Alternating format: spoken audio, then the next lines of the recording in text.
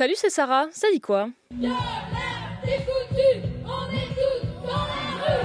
Nous sommes fiers et féministes et radicales et en colère.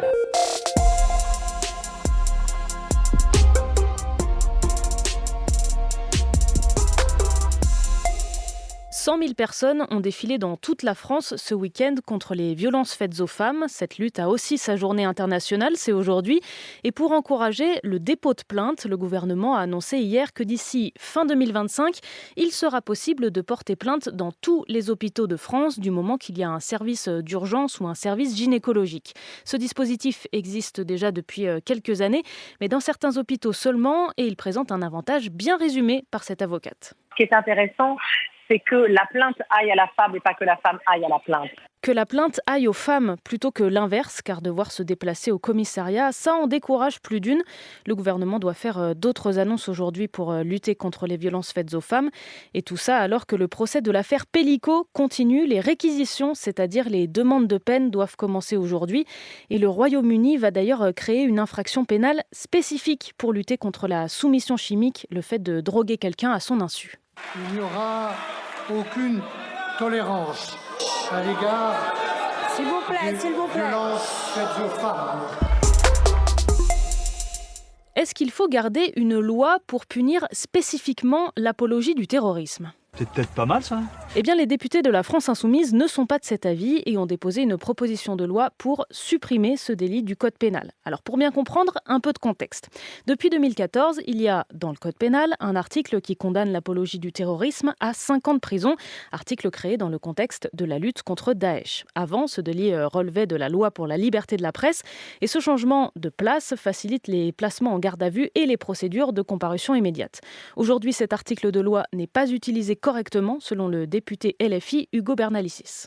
Quand on fait des lois pénales sous le coup de l'émotion, avec des rédactions au doigt mouillé, à la fin, vous vous retrouvez avec des situations où la loi a permis de faire condamner un représentant syndical pour un communiqué de presse. Et un tract de la CGT diffusé quelques jours après l'attaque du 7 octobre en Israël. Pour LFI, ce délit doit continuer d'exister, mais pas dans le code pénal. Mais au sein du NFP, comme souvent, tous les députés ne sont pas d'accord. Je te fais écouter l'avis du socialiste Boris Vallaud. Je crois que dans un pays comme le nôtre, qui a été endeuillé régulièrement par le terrorisme, la répression pénale de la provocation et de l'apologie du terrorisme est nécessaire à la lutte contre le terrorisme lui-même. Et au fait, la COP29, c'est fini ? Ah bon? En tout cas, quelle fierté pour votre pays.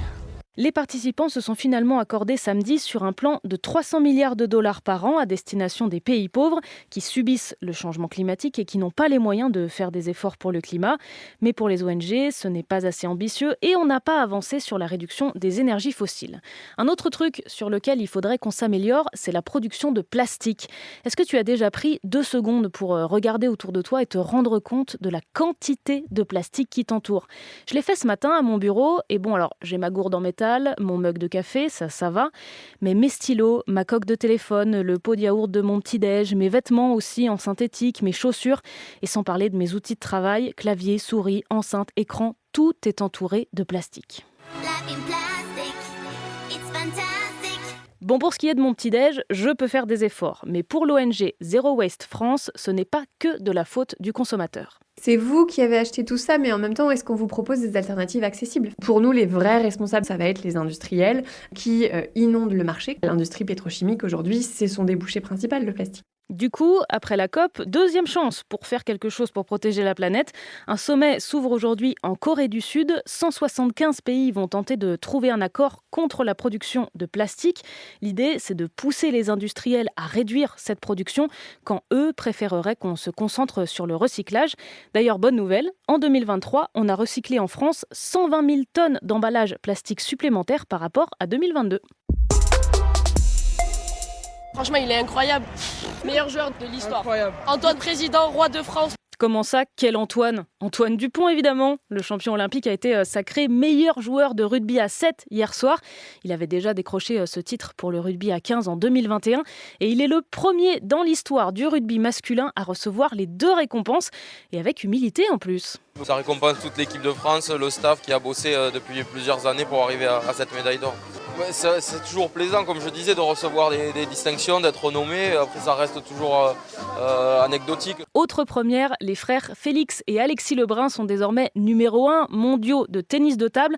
Après avoir remporté samedi le dernier tournoi international de la saison, ça n'était jamais arrivé dans l'histoire du tennis de table français. Je te laisse avec cette chanson à la gloire de Félix, signée Monkey Pong.